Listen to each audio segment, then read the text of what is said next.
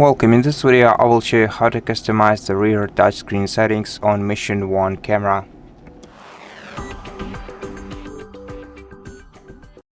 First of all, we have to select the camera mode by swiping to the right and selecting one of the presets or creating your own preset.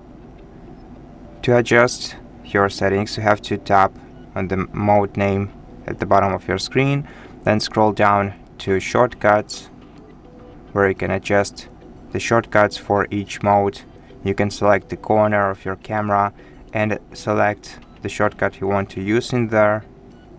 For example, the color in the lower left corner. And we can also overwrite the dashboard by switching this toggle to the right, tapping OK, and selecting the modified elements of our dashboard. We can adjust the front display settings, we can enable or disable the voice control, the LEDs, and the rest of the settings, or we can disable the dashboard override by switching this toggle to the left.